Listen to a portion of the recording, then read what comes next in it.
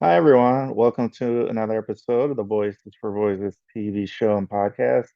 I'm your host, founder of Voices for Voices, Justin Allen Hayes. Thank you so much for joining us on this episode. We're over 260 episodes in our catalog. Uh, Please check out some of those other episodes. I promise you that you'll be glad you did. And that's a huge milestone for us. We're going to be hitting 300 total episodes by the end of calendar year 2025. And that's all because of you, because you're tuning in, you're watching, you're listening, whether in the United States or another country, province, uh, territory across the world. So we want to welcome you into the Voices for Voices family, welcome you to express your voice, share your voice. And if you'd like to be a guest on the show, please reach out. We'd love to have you on. What do we do when we are faced with challenges? When we're faced with situations, experiences where things are really hard, really tough, that there's not a real straightforward answer or an obvious answer. What do we do? How do we react? How do we process that? We don't know all those parts. At least I don't, as far as how the brain processes information. But what I do know is a little bit about how I say react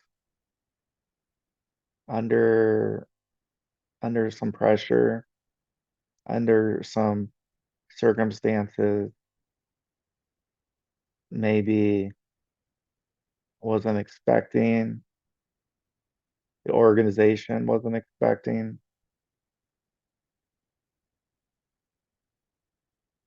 I mean, that can be anything from I walk outside the door and I wasn't expecting for it to be raining outside. I wasn't expecting a storm outside, all the way up to um, let your imagination go.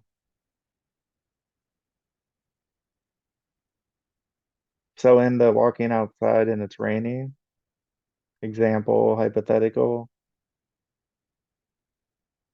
we would want to uh, limit the amount of time that the rain is coming down on us.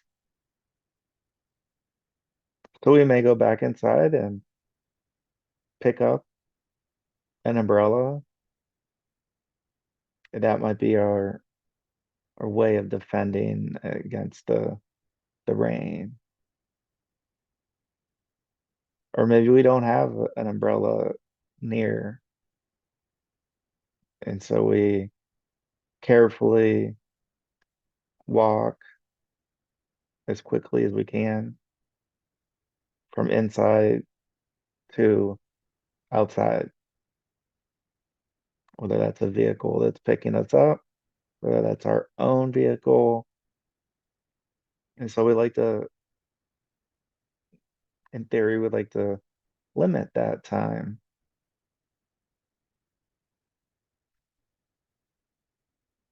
So when bigger challenges come, I think we take a little bit of that same mindset. I think we take a little bit of that same mindset of we want to limit whatever the situation is.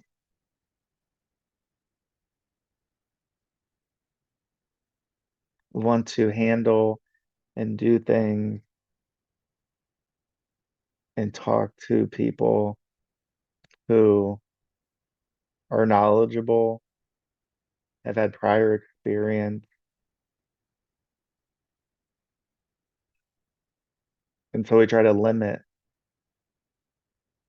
whatever that is, whatever that may be.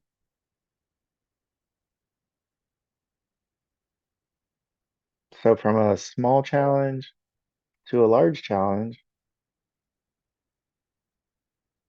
at least in the way my mind works,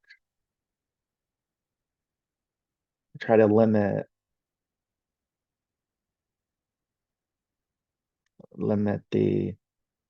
the things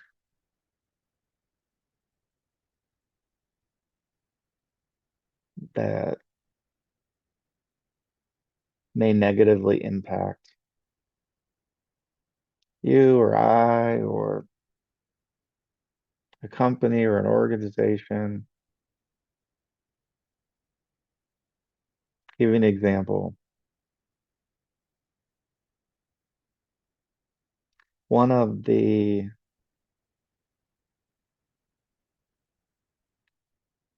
uh, I'm not sure if it was Tylenol, but a producer of, let's say, pain relieving products.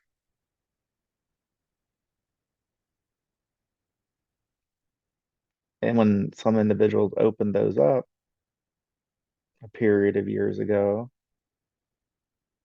they're finding, I think, needles or they're finding something that wasn't supposed to be there. So there was a public outcry. Don't purchase these. Let's not purchase from this company. And I can just only imagine the, let's say the look or just that experience of opening up that bottle, seeing something that wasn't supposed to be there.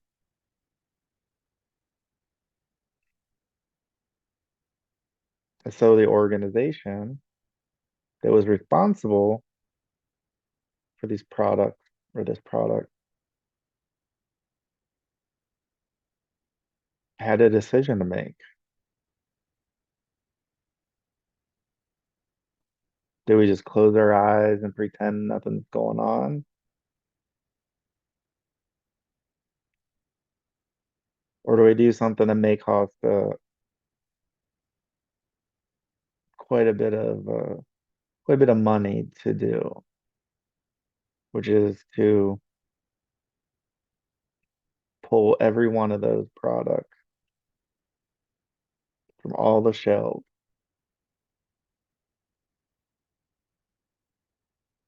And then I think they destroyed them.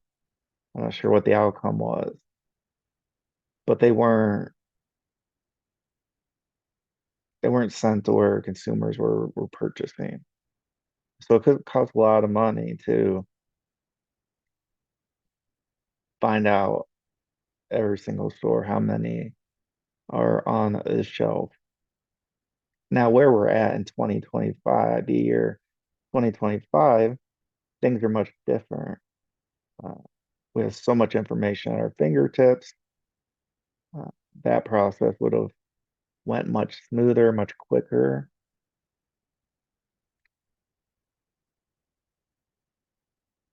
But in any event, this company decided to pull the products, issue a statement, and so they were faced with adversity. They tried to limit that adversity, limit that negativity. Oh yeah, there was information and examples of what shouldn't have been in those particular bottles. But by pulling all the inventory, off of the shelves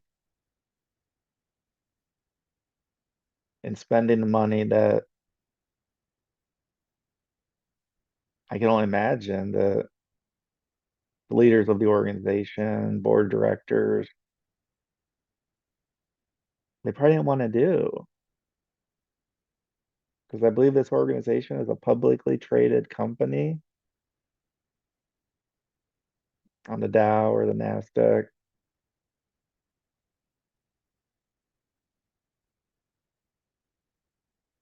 which means people buy and sell shares of stock. So people have a good feeling about what the company is doing. You,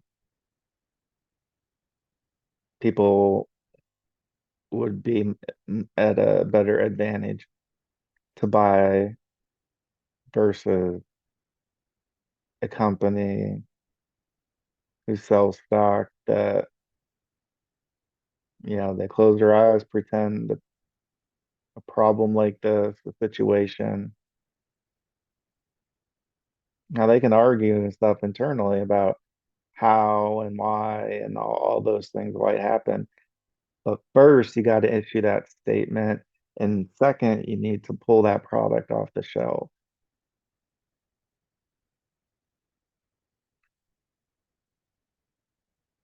And that ties to ethics, talk, talks to uh, just talks to common sense,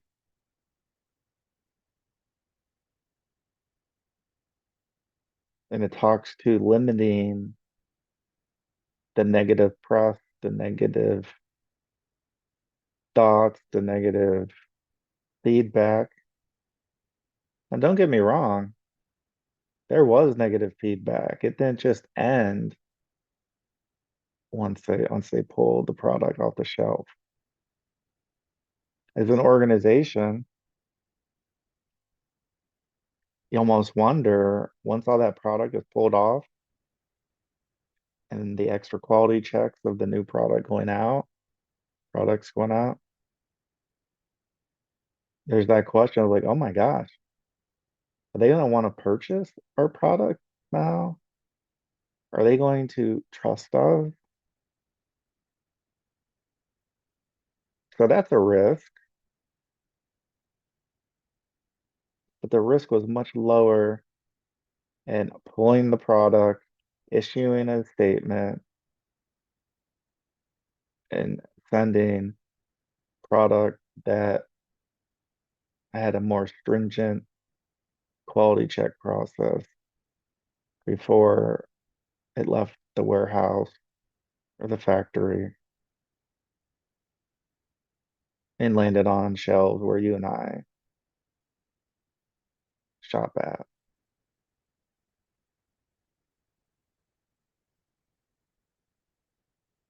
So talking about an individual situation of walking outside and it's raining and all the way up to an organization losing millions of dollars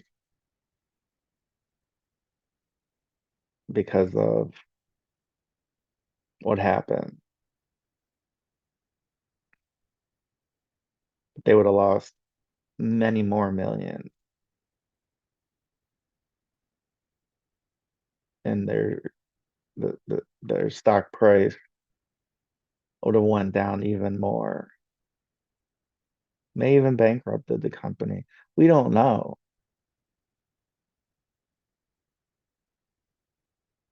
It's just an example of limiting the negativity. We can be bold, we can share information, we can share experiences, and so we can be bold, share information, and we know not every person, not every entity, company, organization is going to agree with all of our content, all of the guests we have on. the topic, etc. You name it.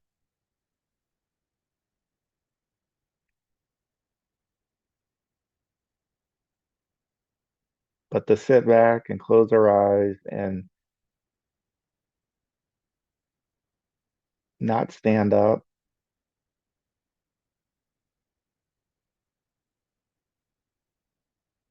not stand up in the face of adversity, not to stand up in the face of challenges when they face us, not to take the easy way out.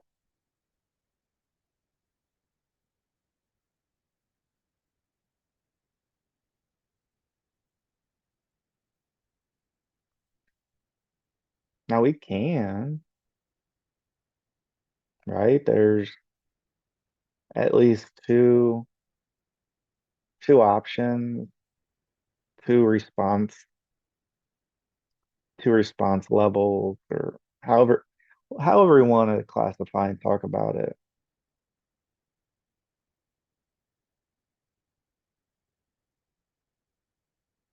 When in good faith, information is shared, experiences are shared.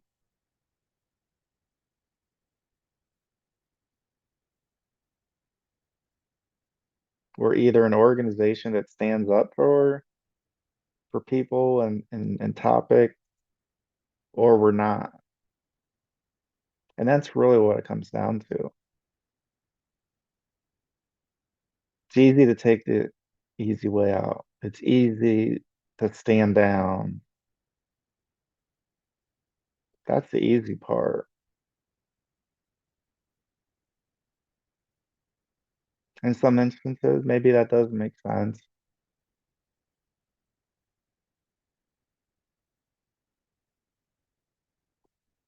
When things, when experiences, when facts are brought from the shadows into the forefront in front of the light,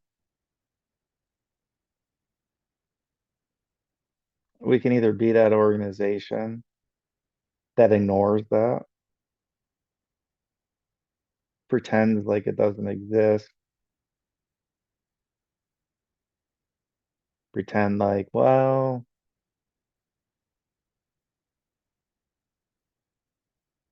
I don't feel like it. I don't feel like standing up. I don't feel like being a change agent.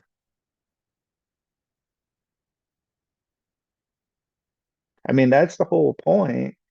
That's the whole point, the whole idea of having a nonprofit that has mission and vision and standing for something and some things. Otherwise, why why would any organization want to continue on if at the first glance of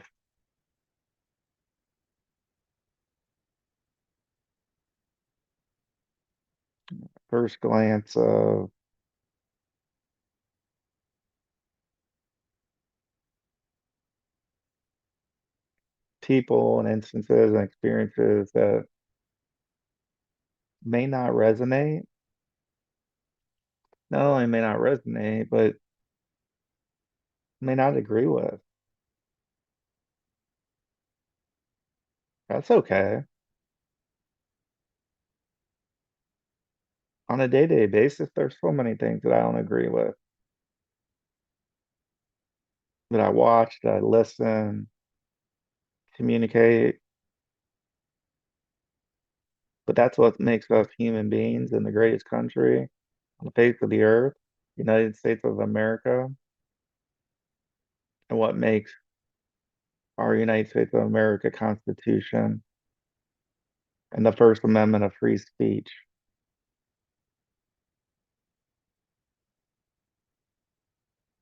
That we can agree to disagree,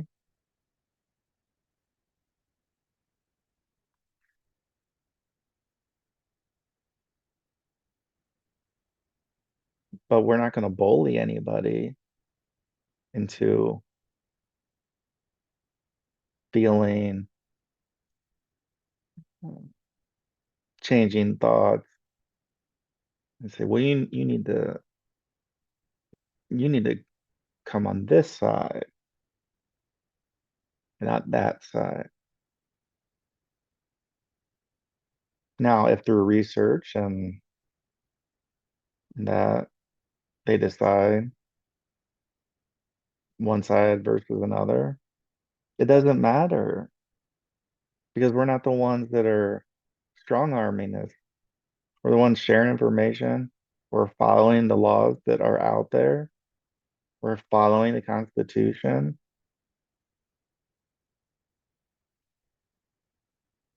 And if there's some spilled milk over us, our organization, our shows, there's something called a remote. There's something called scrolling. There's something called typing in something else to a search bar or a URL. You don't have to watch us. You don't have to listen to us.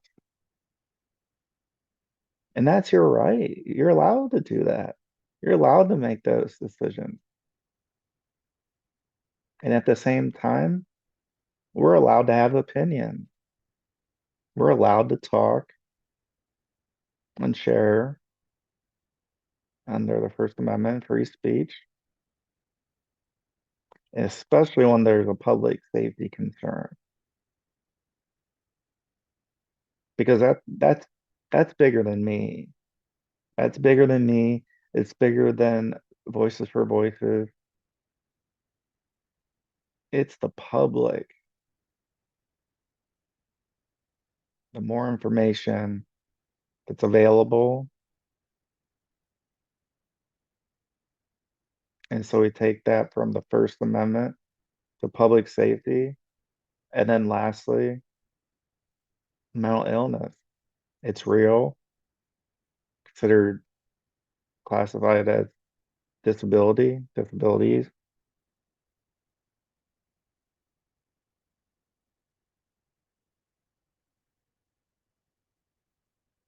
And so how we react to challenges, we would like to be on, I say like to be on offense the whole game for the whole time. That's just not feasible. There's times we're on offense, there's times we're on defense, there's times we're proactive, there's times we're reactive. But when challenges arise and we look in the mirror at the end of the day, in the end of the days, we're staying true to ourselves like we have and like we are. We're following the Constitution. We're alerting others in the public, and we're standing up for those with any type of disability, any type of challenge that they're working towards, whether it's mental illness like me or something different. People have to decide, but the people are allowed to decide. They're allowed to decide. They're allowed to decide. And so you can always come to the Voices for Voices TV show and podcast page on our video partners, our audio partners, and you're going to see and hear some really cool things, really cool experiences, really cool perspectives. Some you're going to agree with, and some you're not. That that's just life. So thank you for joining us on this particular episode. Thank you for joining us. No matter how big or how small your contribution's been, we value it very much. And if you can do us a favor, if you can give us a thumbs up, subscribe, like, share our TV show and podcast, Voices for Voices, we'd greatly appreciate it. Those are some things that are free that you can do to help us reach our goal of helping 3 billion people over the course of my lifetime and beyond. So until next time, please be a voice for you or somebody in need. We'll see you next time.